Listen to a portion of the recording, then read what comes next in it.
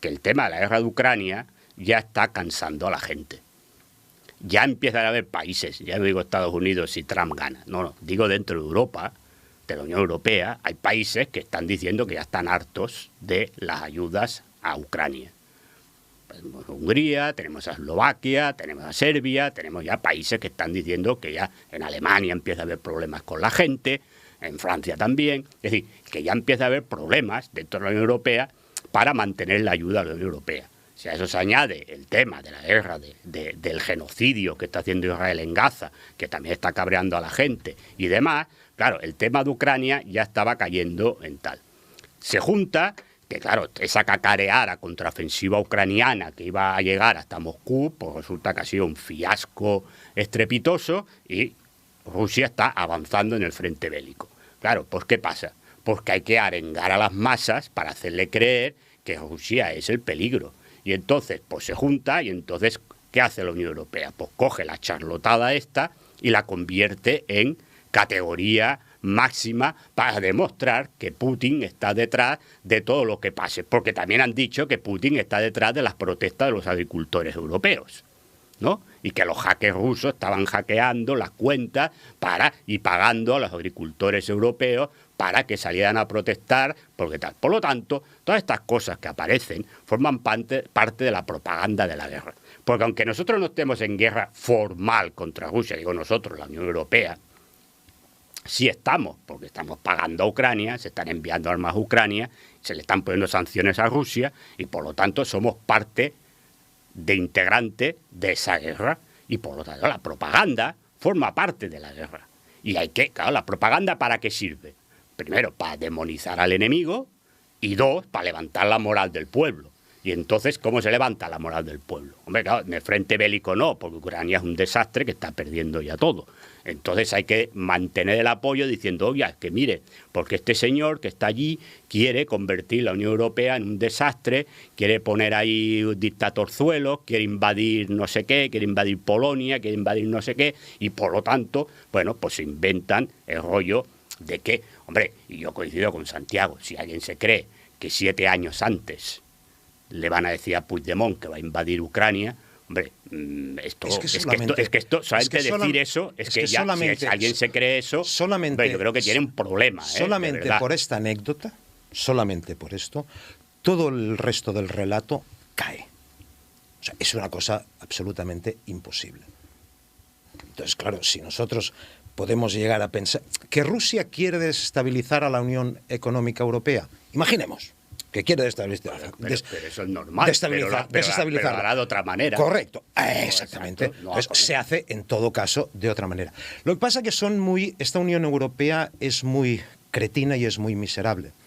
Porque, claro, se atreven a ponerle, digamos, engancharle la llufa, que se dice en catalán. ¿A quién? A un movimiento independentista que, mal que me pese, está en unos momentos bajos y saben perfectamente que no tiene capacidad de rebatir todo esto. Esto no se lo harían ni a Suiza, ni a Austria, ni a Holanda, ni a nadie.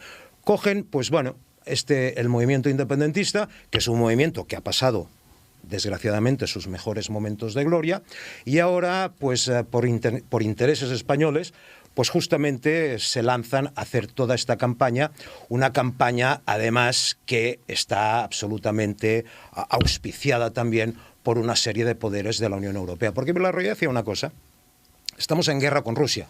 La Unión Europea, sí, en efecto, está en guerra con Rusia a partir del momento en que al rival de Rusia le envía dinero. Por tanto, tú ya tomas partido en esa guerra.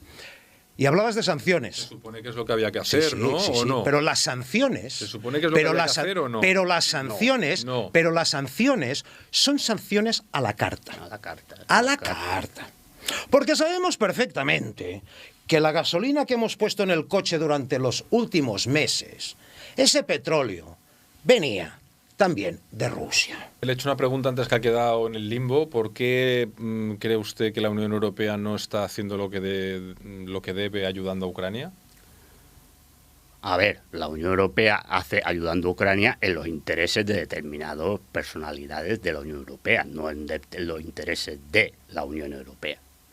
Es decir, porque el problema de Ucrania está cuando se han incumplido los acuerdos a los que se llegó con Gorbachev y con Yeltsin, que era que la OTAN no se iba a expandir hacia el este. Entonces, todos los países que formaban parte del bloque soviético, del bloque comunista, más luego repúblicas que se seccionaron de la antigua Unión Soviética, como los países bálticos, están dentro de la OTAN. Por lo tanto, ahí se ha incumplido un pacto. Ahora ya se quería meter a Ucrania dentro, también de la OTAN. Por lo tanto, esto lo que está haciendo es incumplir. Entonces, ¿por qué se entra? Bueno, se entra porque ahí se apoya por unos intereses de determinados personajes y de intereses de una potencia que probablemente no es europea, que es Estados Unidos. Y entonces aquí se está haciendo la política que manda Washington, no la política que debería mandar la Unión Europea. Nosotros no tenemos nada que ver ahí en ese problema. ¿Usted todo lo que toca Estados Unidos ya...? Yo no tengo nada contra Estados Unidos ni contra los americanos en sí. Yo critico la política que hace el gobierno y, bueno, política que hace el gobierno que está mandada por los lobbies de interés. ¿Usted sabe quién se está quedando en Ucrania? Es que a la gente hay que explicarle. Es decir, se está quedando en Ucrania los grandes fondos de inversión americanos. Son los que están comprando Ucrania. Y están comprando la reconstrucción de Ucrania. ¿Y con Israel tendrá el mismo relato? No, es que con Israel también. Es que Israel ya ha vendido parte. Es decir, delante de la franja de Gaza hay bolsas de gas.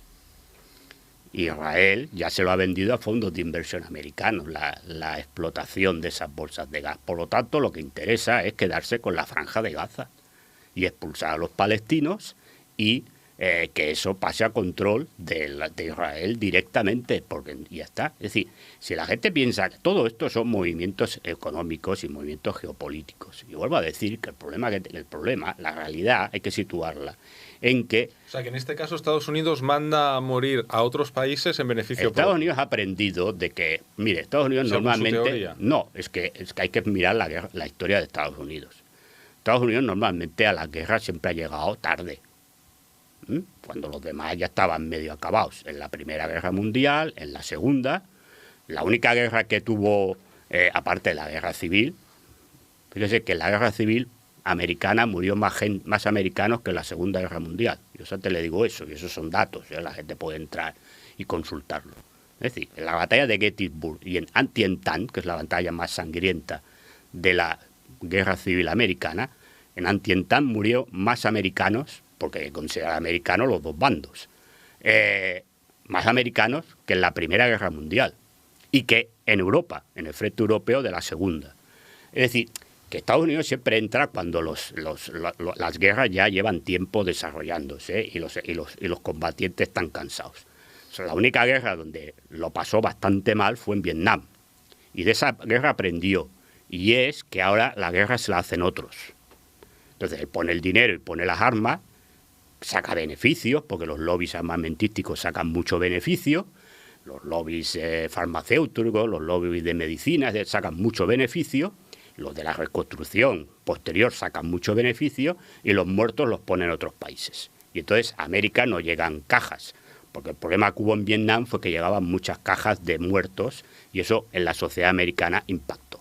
Y entonces es lo que hace ahora. Entonces mueren ucranianos, mueren palestinos, para sacar él el beneficio. Entonces el problema, esa es la realidad de Estados Unidos.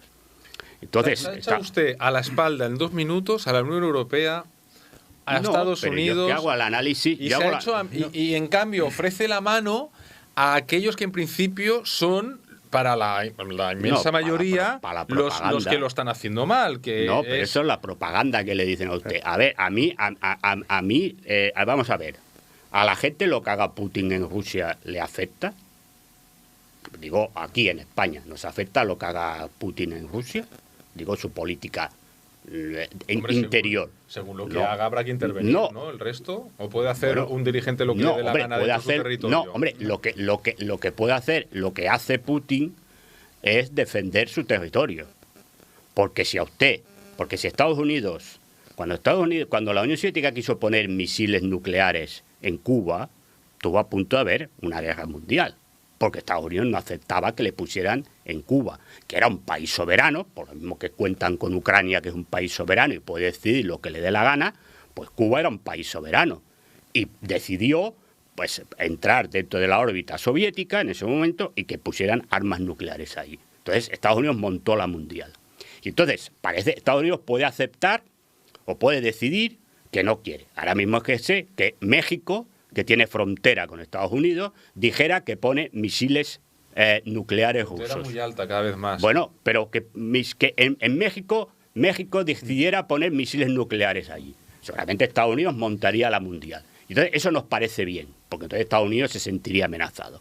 Ahora, que Ucrania decida poner misiles nucleares al lado, justo en la frontera con Rusia, y Rusia eso le parezca mal, entonces eso está muy mal hecho. Entonces eso es muy mal, porque Rusia lo que tiene que hacer es aceptar las decisiones que tome un Estado soberano, ¿no? Entonces, hombre, la hipocresía está muy bien. A mí, lo que haga Rusia dentro de Rusia, a los europeos no nos afecta.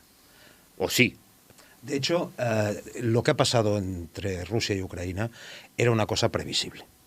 Y cuando digo previsible, tampoco hace falta ser un gran entendido como lo es Villarroya, por ejemplo, en toda la historia de la Europa del Este, para saber que a partir del momento de la caída del muro de Berlín se produjo esa situación con Gorbachov y con ese pacto, por decirlo de alguna manera, no escrito, que la OTAN no se ampliase. Escrito, ¿eh? Hay pruebas de que está escrito. Que no se ampliase hacia el este. Paulatinamente esto se ha ido haciendo, también se ha infravalorado al pueblo ruso en el sentido de que pensaban que iban conquistando territorio y que los rusos, al perder su fuerza que podían tener durante la Guerra Fría, no reaccionarían. Finalmente ha llegado a una situación, o se llegó a una situación bastante insostenible. Y también aquí hay que, y esto puede parecer rocambolesco o extraño que lo diga yo, pero no es la primera vez, aquí también se ha blanqueado el régimen ucraniano y se han olvidado escenas que han marcado la política de estos últimos años entre Rusia y Ucrania. No hay que olvidar que Ucrania era la meca del nazismo en Europa. No hay que olvidar que en Ucrania habían campos de entrenamiento en donde iban los movimientos nazis de Europa. No hay que olvidar que, si no recuerdo mal, la Casa de los Sindicatos de Odessa, se quemó con gente viva dentro. Tampoco hay que olvidar lo del Donbass, que lo del Donbass estaba cantado que eso no podía acabar bien. Sin entrar en quién tiene o no tiene razón, lo que le voy a decir es que la Unión Europea y los Estados Unidos de esto han hecho caso omiso, y como aquí solamente se acuerda de Santa Bárbara cuando truena, entonces todos a correr. Pero evidentemente tengo que reconocer que los Estados Unidos, este análisis que tú has hecho del Vietnam, el Vietnam marcó un antes y un después en la política exterior norteamericana. En efecto, cuando llegaban las cajas de muertos, ahí los norteamericanos dijeron que basta. Por eso ahora, con que tienen la capacidad de hacerlo y tienen un lobby armamentístico que se está lucrando de una manera notable en estos últimos años, Estados Unidos pues hace la política de pagar la guerra y ya está. Lo que pasa es que aquí, en esta historia, lo más sorprendente y lo más psicodélico de todo es esto, y vuelvo al principio, de que la independencia de Cataluña está apoyada por Putin y por Donald Trump.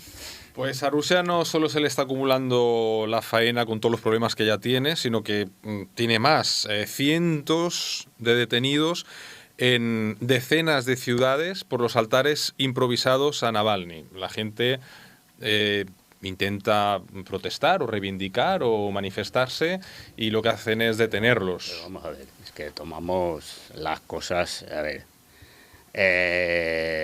detenidos a los que se les toma declaración y se van a su casa. Empecemos por ahí, ¿no? Bueno, decir, esto es lo que en principio a lo mejor pasa. No, a lo mejor. Sí, bueno, claro, están todos fusilados. Es decir, está la realidad. Después, vamos a ver, este señor se presentaba a las elecciones. No sacaba ni el 2%. Partimos de la base que, según usted, y así hemos iniciado este tiempo, según usted, no estamos hablando de un asesinato. No, yo no digo que no lo hayan asesinado. Yo pregunto quién ha sido quien lo ha asesinado. Que este es el tema. ¿eh? Porque claro, vamos a ver, ¿a quién le ha interesado que este señor se haya muerto? A Putin no. Estaba en la cárcel, ¿qué iba a hacer? Nada. Entonces, ¿a quién le está interesando? ¿Quién ha levantado ahora el ánimo y hay que otra vez apoyar a Ucrania y a pagarle dinero a Zelensky y no sé qué y no sé cuántos porque Putin es el malo malísimo de la película? Pues a lo mejor mire a ver quién le ha interesado que este señor se haya muerto. Y entonces a lo mejor ahí descubre si le han asesinado de verdad, porque esto habrá que verlo. Si lo han asesinado de verdad, pues a lo mejor pregunte, a lo mejor mire quién ha sacado beneficio de la muerte de este señor. Estando por ahí de que a Putin no saca ningún beneficio a la muerte de este señor, en cambio, el otro lado sí que saca mucho beneficio, pues a lo mejor mire a quién le ha interesado la muerte de este señor. Y no digo que los otros lo hayan matado, porque posiblemente se habrá muerto de muerte natural. Pero mire quién saca beneficio de la muerte de Navalny, no Putin. El otro lado. Si todo fuera así, que también estamos hablando de ciencia ficción, un poco. Ciencia ficción, parece una peli de James Bond. Lo que parece, José, para pelis de James Bond, lo que estábamos hablando al principio. Eso sí que son películas. Son películas de James Bond. Pero es que aquí nos escandalizamos, vuelvo a repetir, y ahora parece que ellos. No, pero ahora parece que yo vaya a ser un espía ruso. Pero aquí nos escandalizamos y la prensa europea se escandaliza porque han habido 700 detenidos. ¿De acuerdo? Muy bien. Este señor estaba en la cárcel, yo no sé si lo han asesinado, se ha muerto o lo que sea. Esto en todo caso ya se sabrá. Pero ¿me quiere decir ustedes cuántos detenidos hubieron aquí? Por ejemplo, en octubre del 2019 o en octubre del 2017. ¿Hizo algo la Unión Europea? ¿Se escandalizó? Aquí todavía hay una persona comunista e independentista, encerrada en la cárcel desde hace 3 años, Pablo Hasél, por escribir una canción o un rap contra el Borbón. La Unión Europea no ha dicho nada. Las izquierdas españolas tampoco han dicho nada ni se han escandalizado. Entonces aquí, claro, resulta que ahora se muere este señor Navalny y vuelve otra vez, este clima de enfrentamiento, que si Rusia, que si Ucrania, que etcétera. Lo que ha pasado aquí también, oiga, es que ya hace unos cuantos meses se veía perfectamente, o se ha sabido, que muchos países, como apuntaba Villarroya, ya han dicho, oye, vamos a cerrar el grifo de esto de Ucrania, porque aquí vamos dando dinero a Ucrania y nuestros agricultores en Europa se están muriendo de hambre. Siguiendo la estela de lo que nos contaba Villarroya hace unos minutos, si todo fuese así, cabría pensar en la no opacidad de un trato un poquito más humano con la familia, ¿no? Digo, o sea, no, si todo fuera tan transparente, lo normal sería dar el cuerpo a la familia y que le diesen sepultura como están pidiendo. Tendrá que estar, supongo que estarán haciendo la autopsia para saber bien de qué ha muerto. Es decir, porque a veces cuando una persona muere y hay que hacer autopsia se tarda días en dar el cuerpo a la familia. Esto también pasa aquí en España, hombre, pero vamos a ver, vamos a poner en situación. Este señor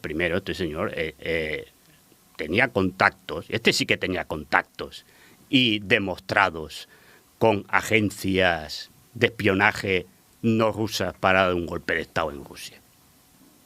Por tanto, este señor está en la cárcel por intentar dar un golpe de Estado en Rusia. Y si aquí se pide que hay que cumplir la ley de quien intenta dar golpes de Estado, pues también en Rusia se tendrá que aplicar la ley de quien intenta dar un golpe de Estado. No, esta es la primera. 2, este señor decía que los musulmanes son cucarachas que hay que aplastar. ¿No? Pensemos, es decir, este señor era también de ideología no demócrata, ¿no? Decía que había que expulsar a la gente, los que no eran no sé qué fuera y a guetos, ya no sé qué. Es decir, es lo que es este señor. Pero aparte este señor, que se presentó a elecciones, repito, no llegaba ni al 2% para entrar en la Duma. Que haya gente que sale a protestar, bueno, muy bien. Pero ¿cuántos millones de personas viven en Rusia? ¿Cuánta gente ha salido a protestar? Claro, es decir, que en una ciudad como Moscú, que viven casi 40 millones de personas, salgan a protestar 20.000, que tienen el derecho a salir. Cuidado, yo no estoy diciendo que no tienen derecho a salir. pero tiene el derecho a salir. Eso es representativo de que este señor representaba la democracia, el no sé qué y no sé cuántos en Rusia. Todo eso que acaba de decir hace que esta persona no fuese una persona normal y tenía una trascendencia que hace que la gente dude. Lo que no era normal es tener relaciones con servicios secretos no rusos para dar un golpe de Estado en Rusia. Esa es la realidad. Porque hay otros partidos que son contrarios también a Putin, que se presentan a las elecciones y no están en la cárcel nadie. Es decir, que cuando aquí se habla, que Putin a todos los que critican los mete en la cárcel. No, pues en la Duma hay partidos contrarios a la política que hace Putin, que están sentados en la Duma y que no están en la cárcel. Y todo esto viene porque Rusia está avanzando en el frente militar. Y todas las comedias que nos han estado vendiendo de que Ucrania estaba ganando la guerra, pues se han demostrado que son mentiras. Y ahí viene el tema, no hay más. Es su tiempo, Villarroya, pero claro, usted estaría eternamente hablando y es que nos cortan. Porque estos son los temas que le interesan a la gente, porque la gente tiene que aprender que estos temas geopolíticos, que estas cosas que nos pasan, son las cosas que sí que van a influir en la vida. No las charlotadas de Puigdemont con el juez Aguirre. Gracias, Spot. Gracias, Villarroya, que nos cortan. Pasen una buena semana. Chao.